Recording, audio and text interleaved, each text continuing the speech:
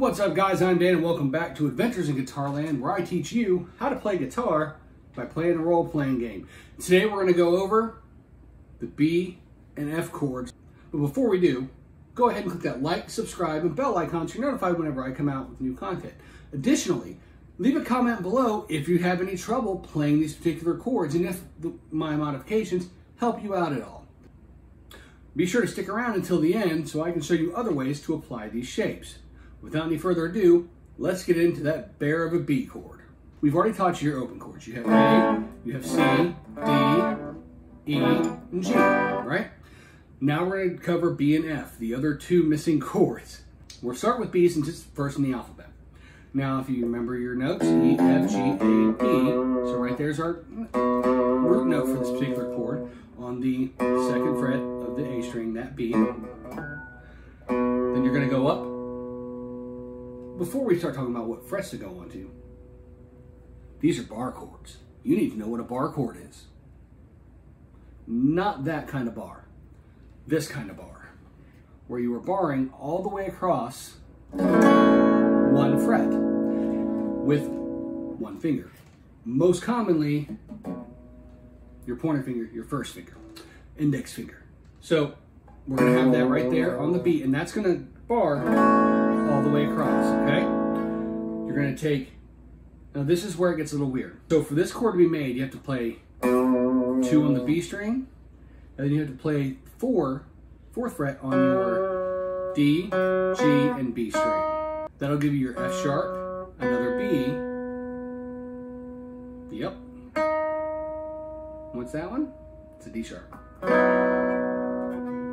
So you have to play those, but you also have to bar it all the way across here. And that's what makes this so difficult, especially if you have a thinner neck and wider fingers. It makes it a little difficult to get them all into that one fret and still play out. But it can be done. So that's how you play your B major bar chord. Okay? Now you can modify that. I typically do. So this is an F sharp. Didn't we already play that somewhere else? We did. We already got the 5th taken care of. So this is just another 5th to make it sound pretty. Not necessary to play the chord. So frequently, I will double bar this chord. That's the full chord. I'm just omitting that F sharp on the high E string. I'm obviously not playing the low E. So that's still a B major, right? So, let's talk about the F chord now. The F is also a bar chord, only you're playing it here. So you're playing that first fret, E, F, and it's a little bit different than your B. So, first fret on the E string, 3rd fret on the A string, which is a C. So you have F, G, A, C, so that's your 5th. And then 3rd fret on your D string, which is another F. So you have 1st, 5th, 3rd, 5th, 1st, 5th, 1st. Then you have your 3rd, which is that A, F, G, A. That's your 3rd. So right there, that's a chord. But most people don't play it that way. Once you get this chord down, which I highly encourage you get these two shapes or these shapes down.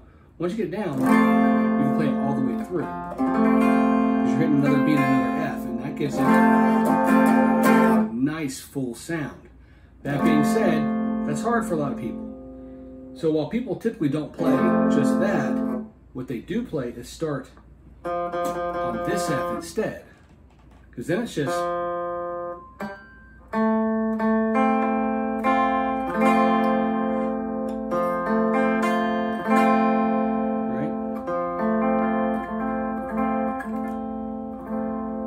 still an F. Just not the F I would have played. Now that being said, there is also another shortcut to B, which is instead of playing barred across like I do, or just maybe you can do it with 2 fingers. A lot of people will play just the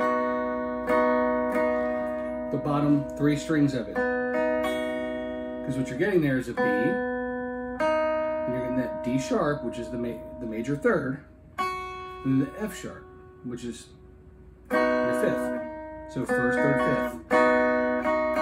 That's still a B. Is it as nice as this one, where you have the whole thing filled out? Debatable. Matter of preference.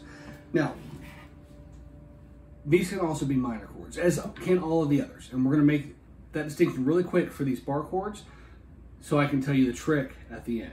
All right, so we already know that this is your B chord, right? So if you take those first two notes, that B and that D sharp, which is a major third, and lower that D sharp down to a D, which makes it a minor third, you then get B minor. Now, that's just how to do it there. If you apply that across the whole thing, take that same shape that you had on the F and just move it to the B.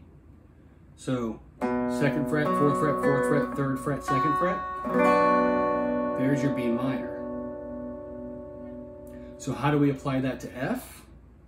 Well, note that we took that third, which in these two particular bar chords on the, both starting on the 6th and 5th string, so your E and A string, the 4th note played is the 3rd of the chord, okay? So lower that, whatever's being played there, lower it 1 fret and play through. So our 4th note of this chord is right there on that A.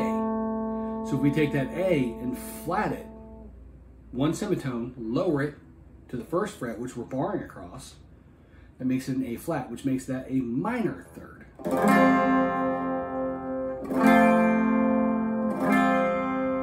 That's your difference between major and minor chords. That third, is it a major third or a minor third difference? That's all you have to do. And that can be applied to your other chords too. So your D here, hey, you know what? That right there on the high E string, that F sharp, that's the 3rd of the chord. D, E, F sharp.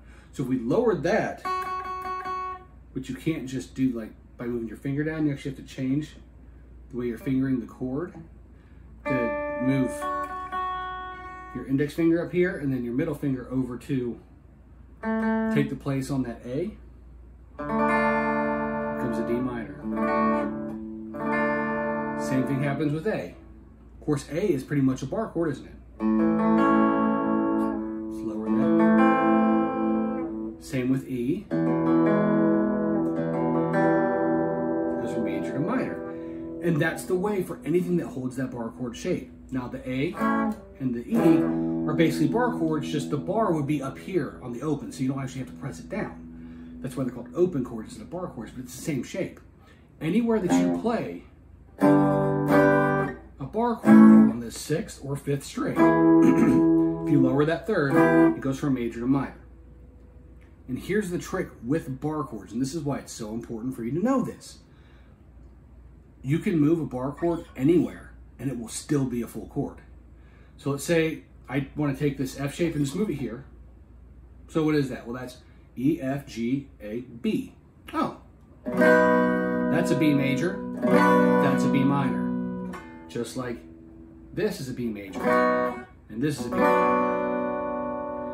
Let's see, I want to move that up. Same spot, right? So we have A, B, C, D, E.